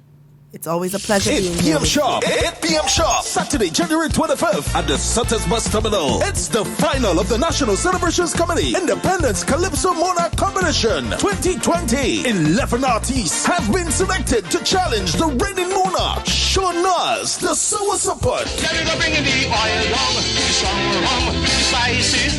Admission free. Come out in your numbers and witness for yourself. Will Sour Support hold on to his reign, or will Rootsman Kelly, Teacher Eddie, Hawks, Stunner, Zena, Gun, Katura, The Reporter, Denson, Professor Shaggy, or Royalty rise to the occasion? Only time will tell. Remember the date, Saturday, January 25th, 8 p.m. Sutters Bus Terminal. It's the final of the Independence Calypso Competition. Stay up to date with all that's happening with the new National Party, NNP. Send us a message via text or WhatsApp on 405-8683 with your name, email, and constituency. Stay in the know with NNP. Get updated.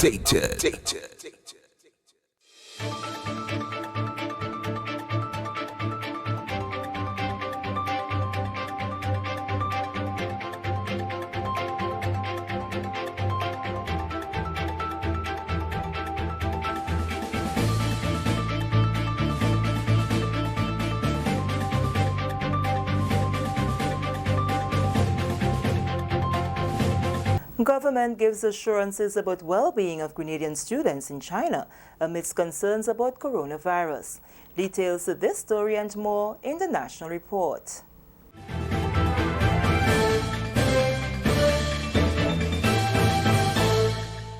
Welcome back with the details to the news for Wednesday, January 22nd, 2020. I am Sharian Noel. The Morris Bishop International Airport was temporarily closed for a short period Wednesday afternoon after an outgoing flight was forced to return for an emergency landing. The New York-bound JetBlue flight returned to the airport shortly after takeoff because of a failure in one of its engines. The flight landed without incident and passengers were able to safely disembark. The airport has since resumed normal operations. Up to news time, the management team of the airport authority was engaged in a debriefing session. We expect to have more details tomorrow. Moving along, government is giving assurances that all Grenadian students studying in China, particularly those in Wuhan, are currently safe. This assurance comes amidst growing concern about the outbreak of the coronavirus in Wuhan, in which hundreds of persons are known to be already affected. Government assures parents, relatives, friends, and well-wishers of students in China that it has been in communication with Grenada's embassy in the People's Republic of China, as well as the embassy of the People's Republic of China in Grenada. Government further assures that it will maintain dialogue with both embassies to ensure the continued well-being of the students. Prime Minister Dr. The Right Honorable Keith Mitchell was among several senior government officials who met with residents of Molyneux on Tuesday evening to update them on efforts to address the rapid land slippage that is presently affecting a section of the Molyneux Public Road and several homes in the immediate area. Dr. Mitchell urged residents to await the conclusion of the geotechnical studies before drawing conclusions on the cause of the land slippage. The Prime Minister, who is also the parliamentary representative for St. George Northwest, said one of the notable effects of the land slippage is that of the impact on businesses in the area. I know the people who have businesses in the area, they have been affected. The Dragon Bay personnel of the business there, they have lost significant opportunities, and even the shops in the area, right to the area, have lost. It has affected business. It has affected clearly the buses in the area, because busmen are complaining that they are spending a lot more money now on gas and tires and so on, because the by roads clearly are not as firm as the road that we normally use in passing to and fro. So it has inconvenienced a lot of people. Dr. Mitchell said government has identified lands that can possibly be used for the relocation of affected residents. For the residents who are directly affected, some of them have already approached and looking for possible lands for alternative for building. I just want to say to you, we have government lands in Jones Road up that side, and we have the Ministry of Agriculture has been mandated to survey the lands in that area so that we can make some lands available for the residents who wish to relocate permanently in that side, not necessarily wait for the solution in this area. So that is a solution we're looking at. Residents raised the question of compensation, and Dr. Mitchell said it is too early to say what sort of financial assistance government will be able to give, as the first step is securing funding for the massive project that will have to be undertaken at Molyneux. Minister for Infrastructure, Honorable Gregory Boeing, in addressing residents, revealed that there are 142 land slippage across the country that needs attention. However, the rapid movement of the slippage in Molyneux is top priority for his government. We have looked towards the rehabilitation of the bypass roads, as well as in parallel working towards a permanent solution for this road. This one will entail the geotechnical studies. Yes, and this could take quite a while and has to be very detailed, because the problem does not exist along this main road alone. The problem exists from the coastline way up to the top. As a matter of fact, we have been getting reports of some people's homes above that has been affected. So it is a massive project. A new secondary road, he says, will have to be considered. A team from Physical Planning, Minister Bowen says, looked at a plan for identifying the best solutions to the bypass roads, while studies continue to rectify the slippage area. We are looking, like I tell you, how we will do the roads up there. We might have to cut a new road, and we want to do everything within 3 months, because you see the time frame that this will take to do the geotechnical study. And if we have to build a new road, we have to talk to people in the neighborhood and call in, and it's the Prime Minister's constituency, most of the work will be his, but we're asking you for land. We're saying, please, give us a little bit of land here and there. We know we have to work with you. We wouldn't try to pass the land directly to the middle of your property, but give us a little bit, because we want to cut a bit of road so you can pass speedily on the side and maybe just come up closer to the end of the Mount Morris Road. Yes. And that is one. We have other roads to look in mind, that you go through Granville and you come out in Constantine. You see the slips along that area again. We want to repair that. But even before we repair those, we want to make this, very usable for people.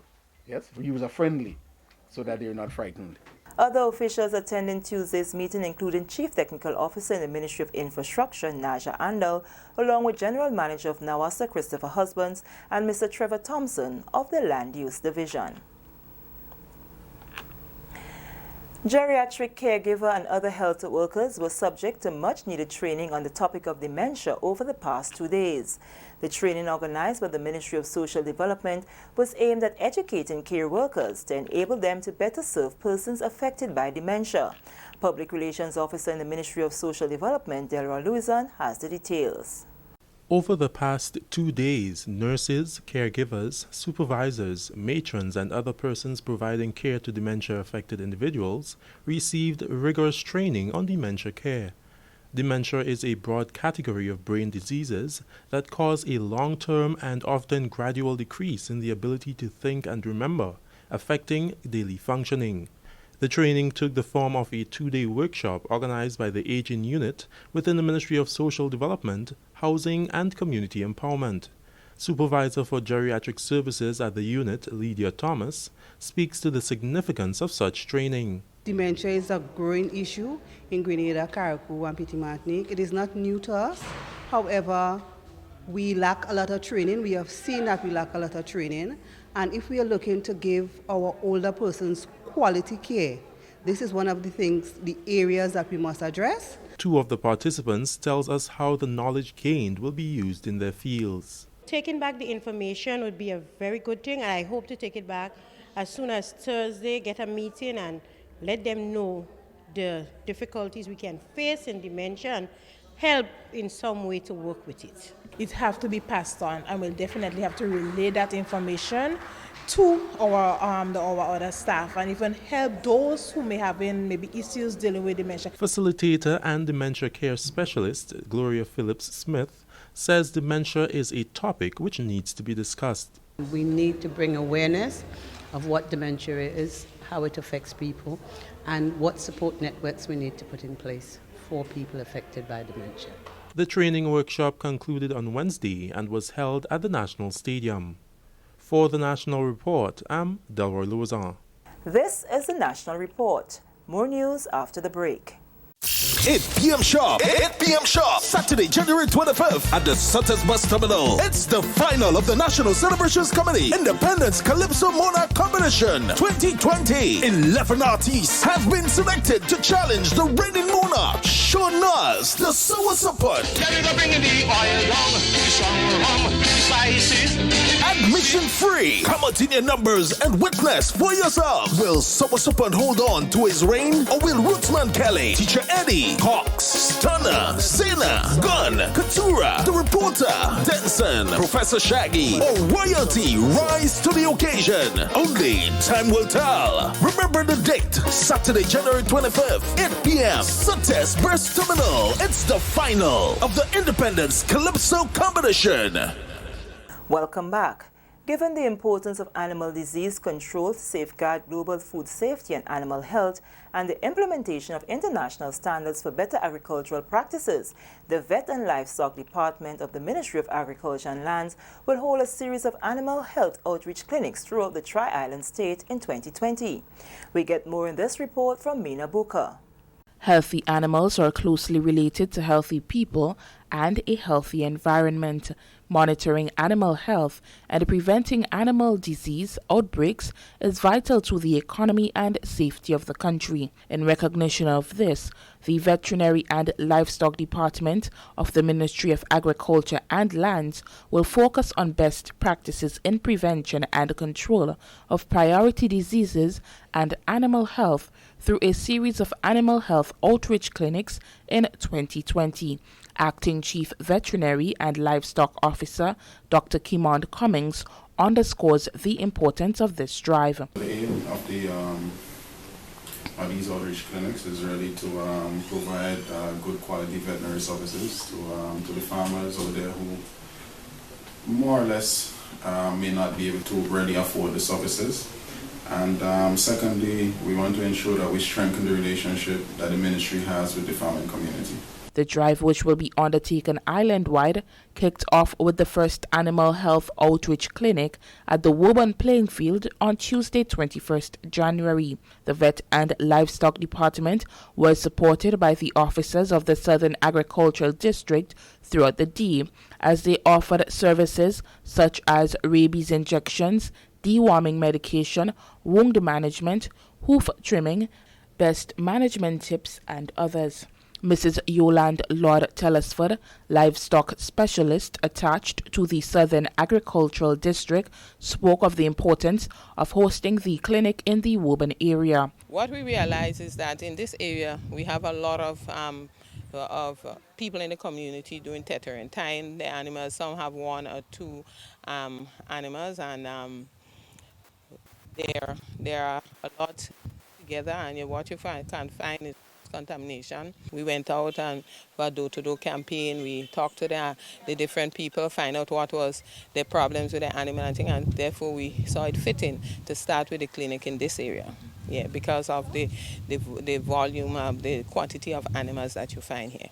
The team also ventured into the surrounding areas to treat and offer support to farmers with more than 5 animals. Farmer Eunice Nelson was able to get all 43 of her livestock treated during the drive on Tuesday. Well, it benefits me greatly in the sense that right now I don't have to buy a lot of medicine. I don't have to think of rabies that much because as the dry season, from time to time you will see mongoose running in and out. So you don't always have to think about the rabies. So it's a great benefit. Dr. Cummings says that the series of clinics gives the department an opportunity to explain the diseases and issues affecting livestock and other animals to farmers and animal owners. It gives you the opportunity to establish what's really on the ground in terms of diseases, and then you're now left with the task of figuring how would you prevent an outbreak, or not just prevent an outbreak, but how would you deal with this particular situation. So prevention and eradication. As we put on the more and more clinics, we're hoping to expand those numbers. So 200-300 farmers every clinic that we go into. The ministry is investing heavily in those programs. Because we understand the need, of those farmers, ensuring that they have the technical assistance, bringing the services to them, right? And we understand that not every farmer has the privilege of employing or having the opportunity to call a private practitioner or a private clinician. So it's of critical importance for us to actually bring the service to those farmers. So as we move into doing more and more of those clinics, we're hoping that the outcome in terms of the farmers' numbers would increase. So during the clinic, animals will be given preventative vaccines, treated for internal and external parasites. And in addition, these clinics will provide opportunities to educate and offer advice to owners and farmers of at-home and on-the-farm care, nutrition and behavior. Reporting for the Ministry of Agriculture, I am Mina Booker. And with this, we come to the end of the National Report for Wednesday, January 22nd, 2020. On behalf of the entire news and production team, I am Sherry Ann Noel, thanking you for viewing.